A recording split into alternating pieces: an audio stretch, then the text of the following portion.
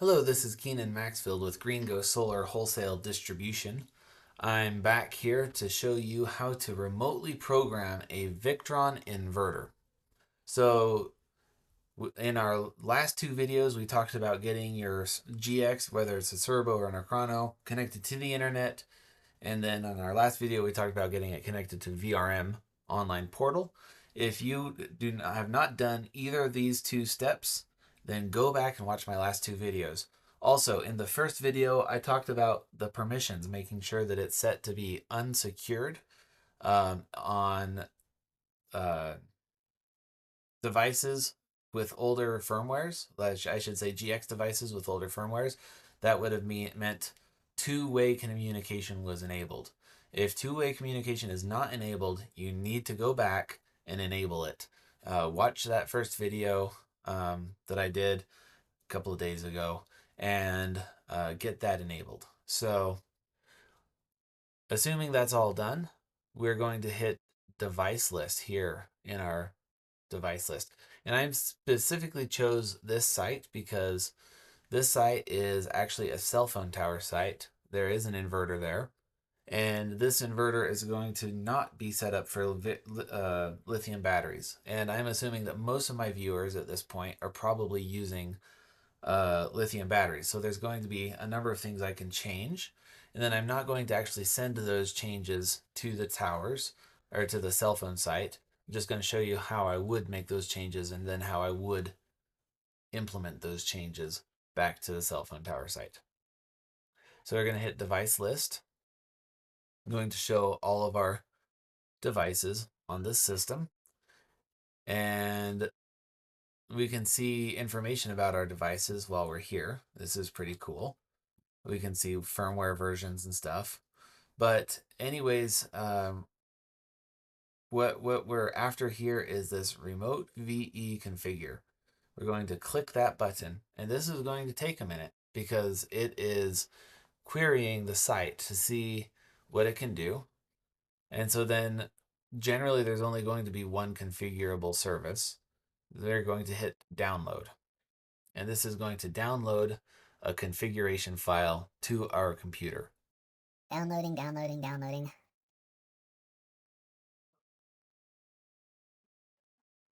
Okay, so once that's downloaded, we can click this open file. First of all, I should have mentioned you need to have Victron Energy Configuration Tools installed on your computer. And if you don't have that, then just go up to Google and put in Victron downloads. And that will pull up the software page for Victron. And it would be good to download Victron Connect for other purposes, but for today, all you need to do is install this VE configuration tools. Once you have that installed, then you should have this VE config and VE bus system configure. Those should all be installed. So since I've downloaded that, I'm going to open up my downloads, and I have it right here. And I'm going to double click on that, and it's going to come up in VE configure 3. And this is going to show me all of the settings for this specific device. Now, I'm going to comb through all of these anytime I download one of these and make sure that there's nothing that's wrong. So general things like dynamic current limiter, if this is a system that might be a benefit for. For example, it's going to be powered from a generator. I always enable that. One thing nice in this software, you can always hit this help button, then click what is this, and you can click on it. And then it pops up and says, oh, dynamic current limiter. This is all the information about the dynamic current limiter. Grid, I always turn UPS function off. Again, unless there's some specific reason it's needed. Make sure that's off unless you know of a reason that should be turned on. Going to inverter, low battery shutdown. These settings you should set specifically for your lithium batteries.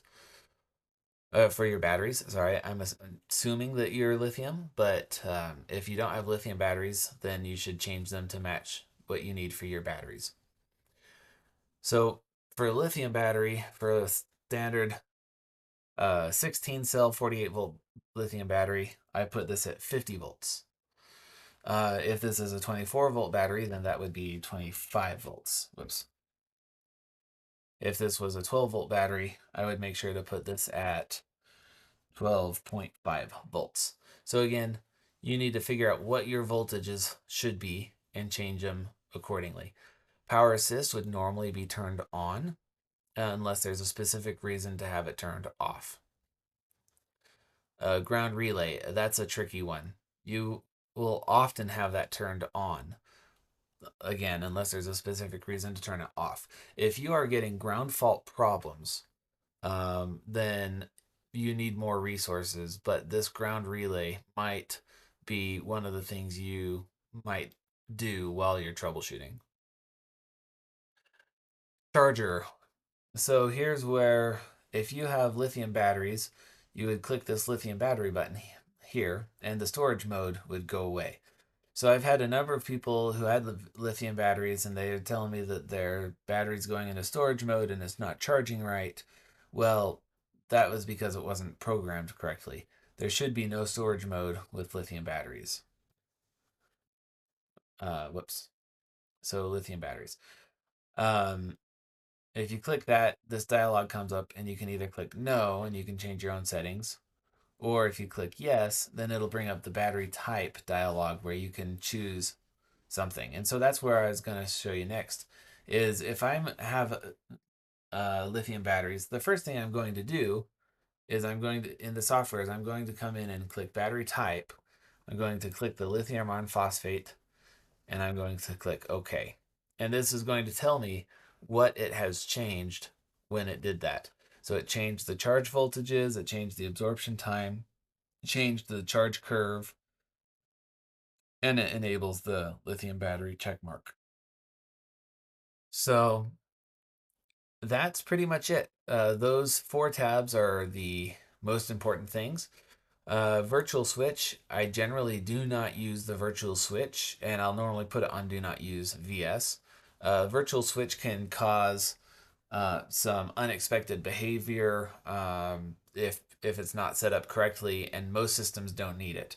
If you have a system that does need it, then you probably know about that. Maybe perhaps you have an AC input that you need it to ignore for specific reasons. The assistance tab, this is for special programming. The the assistance is a completely another topic in itself, but you can make these inverters do really advanced special things using the assistance.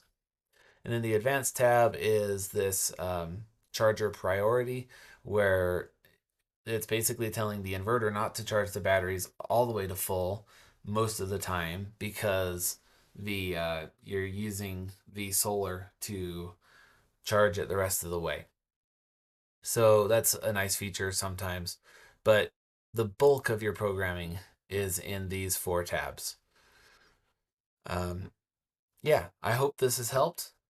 So once we're not finished yet, what am I thinking? So once you've done that, you hit the exit button, and it will ask you if you want to save the remote file. You click yes. Now that doesn't do anything unless you upload it again. So what you would do is you would come back to your browser, you would click upload, then you would click select a file. Now you would click that file here, and you would click open. And once you initiate this upload, then you're not going to be able to stop it. And it will upload those new files, that new file, to the system, and then it'll program those new settings. And there you go, you've reprogrammed your inverter. Most of these inverter reprograms might turn the inverter off for a moment and turn it back on. So make sure that the client or whoever's on site is aware that the power is going to turn off and on momentarily. And there, now that's it. So I hope that this has been helpful for you, and thank you very much for watching.